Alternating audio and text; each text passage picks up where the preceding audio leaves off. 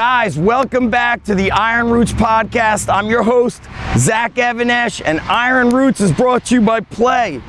We're literally 30 feet away from the highway, and we're here at the famous York Barbell Hall of Fame Museum, and right here is the York Barbell Company. Through these next few episodes, we're going to be taking you inside the York Barbell Hall of Fame Museum, showing you photos, sharing stories and interviews about iron history greats, and a new friend that I get to interview. So get your protein shake ready, whole milk, bananas, ice cream, old school style. These next few episodes are gonna be the best ever. This is Play's Iron Roots, a podcast dedicated to uncovering the strength legends, the training methods, and the stories around physical culture and iron history. I'm your host, Zach Evanesh. Grab yourself a protein shake, chalk up, and prepare to travel back in time through some of the most awe-inspiring stories of iron history. It's go time.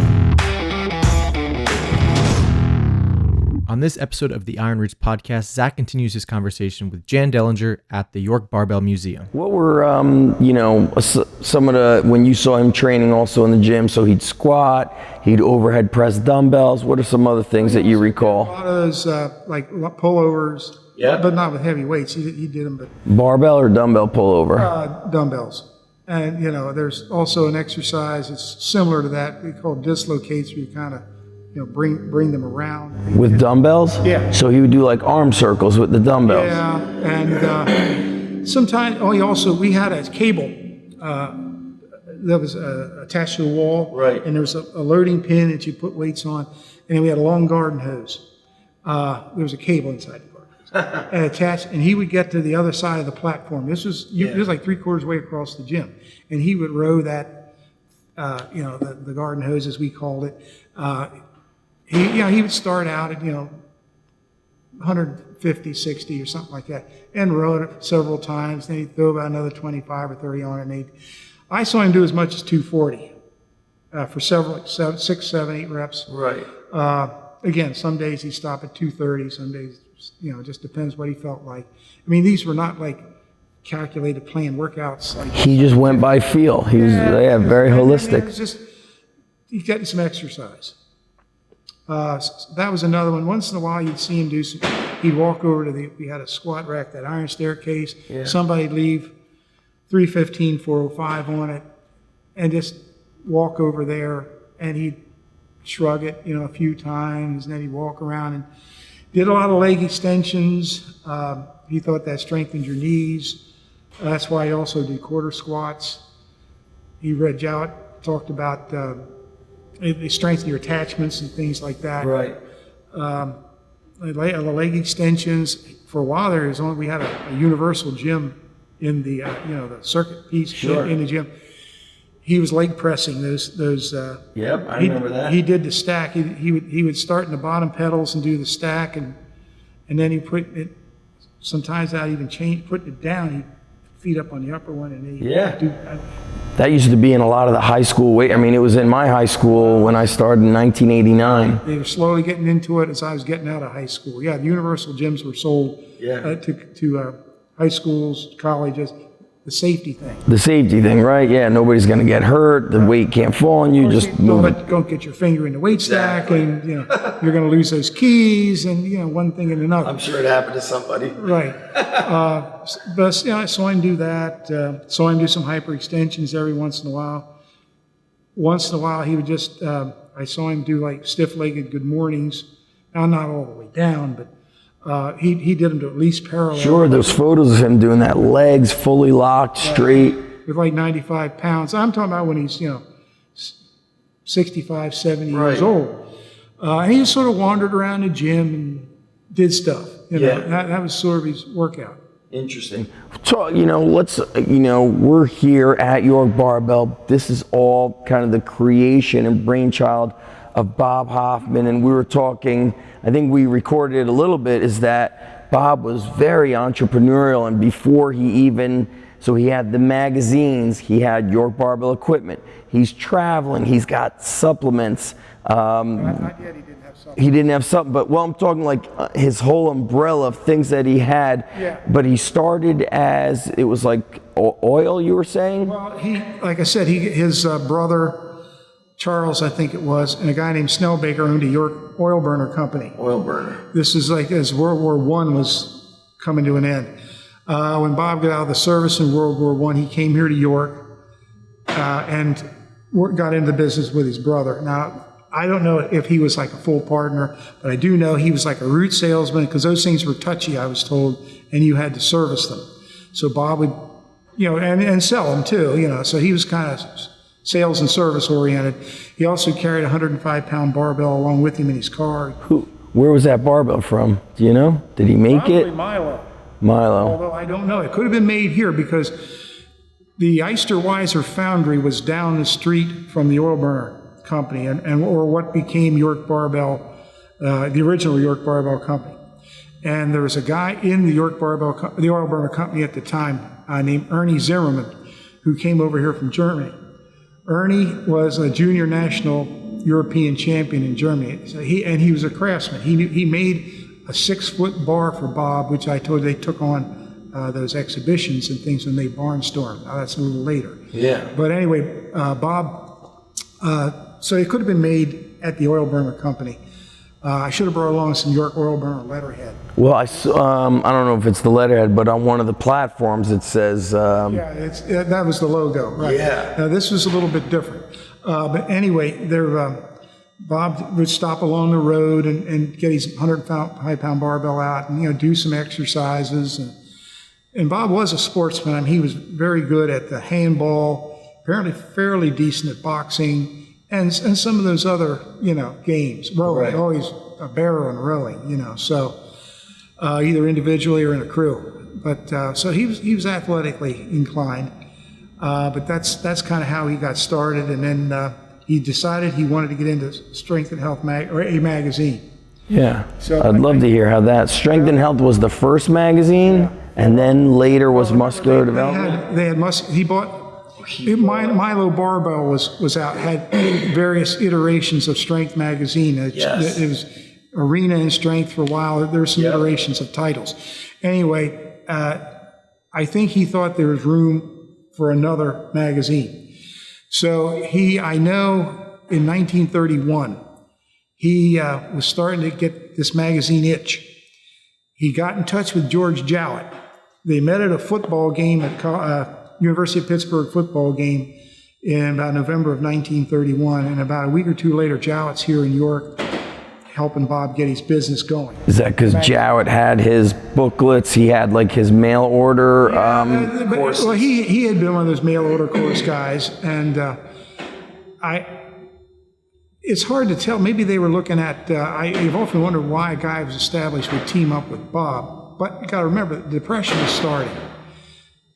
Maybe there's like a hedge or something. I don't know. But anyhow, I've got the correspondence I can show you where Jowett and he met at a football game, and a week or two later he's here. Jowett's answering mail. Jowett's issuing things because Bob was neglecting his oil burner business. And I think I told you he had a tire business here. Yeah. And then at some point, and I don't know exactly when, he owned the King George Hotel on North. So yeah, real interesting to hear how entrepreneurial he is, and also talking about like the magazine and George Jowett's like mail order courses. So even when I started getting into training in the late 80s, they still had mail order courses, and there was something so like special about going to the post office, getting a money order, and then waiting for that thing to come, like the secret to big calves. I remember the first money order I sent in, I didn't know it meant you go to the post office, so I just took cash and put it in there. And I remember calling the company saying, "Oh, I did a money order." She's like, "Okay, what was the number on?" I go, "I just put in $7." She's like, "Honey," she's like, "somebody went out to lunch with that $7." And I was like, "I'm waiting for my big calf course." Ironically, even when I started working here at York Barbell in the middle and late 70s, we still had quite a few people that sent cash. And then, how did that work? Did people go out to lunch with the money or send the courses? Usually, well, one person did, but when you were a girlfriend of Bob's, that you can get away with that.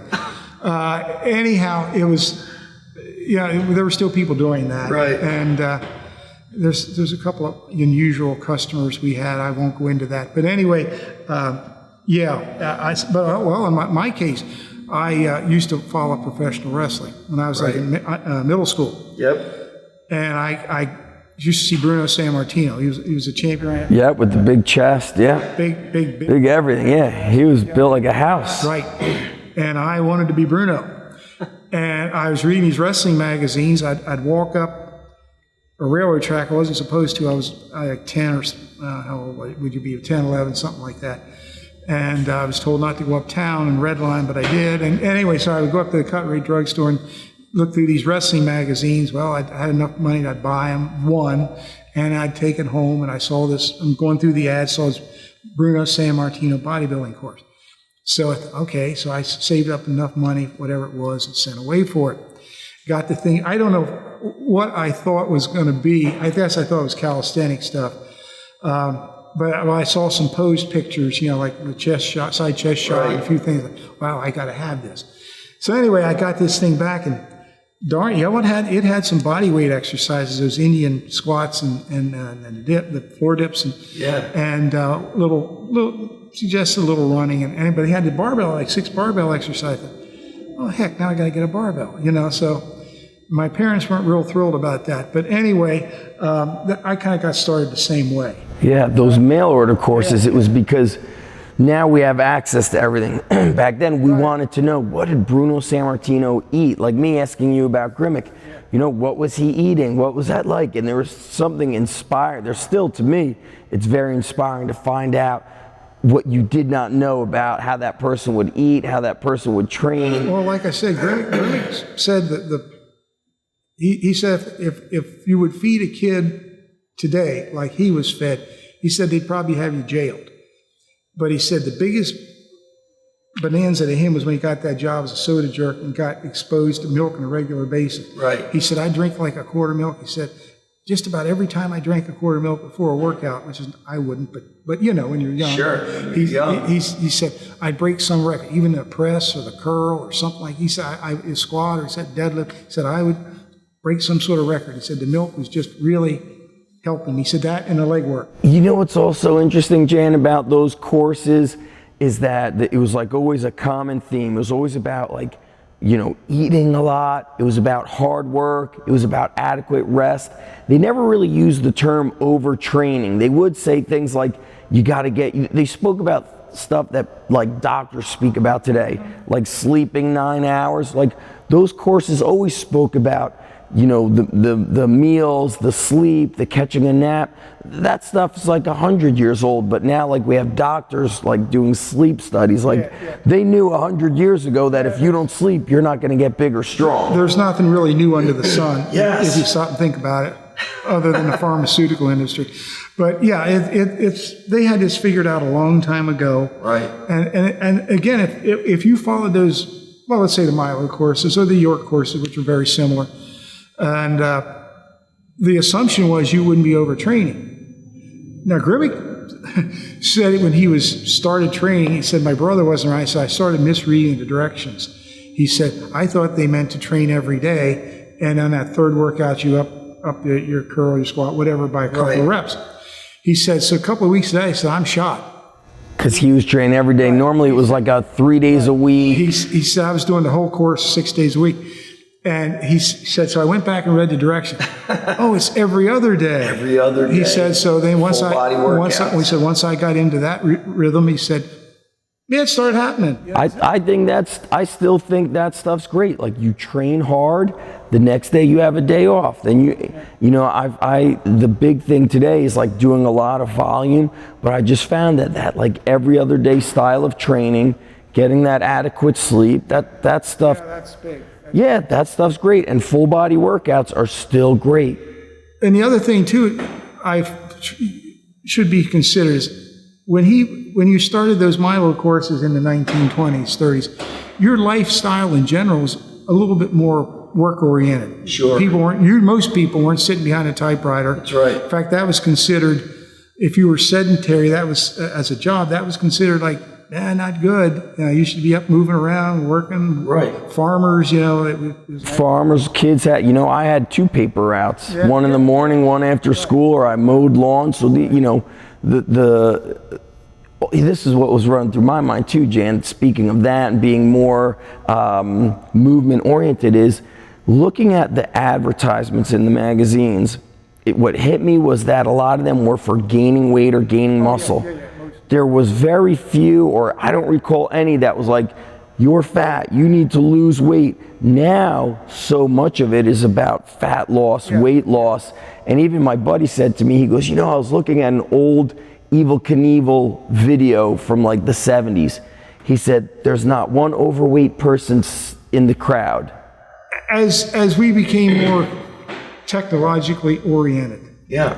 I mean, it's just we sit more. We don't get up and move. It's that, what is it, inertia in science? A body or a thing that's at rest tends to stay at rest. Yeah. It's that. And then the less you do, it's almost like the less you want to do. Right. I mean, even the old farmers, when they weren't actually physically baling hay or stuff like that, or forking manure. I did some. I'm out in the agriculture. I did some of this. They were walking around, walking over the fields, checking the crops, pulling weeds here and there. It was a physical day. Thank you for supporting the Iron Roots podcast, brought to you by Play. To see this episode and all the other educational resources brought to you by Play, go to play.pro, Plae.pro. You're going to love it, and we'll see you next time.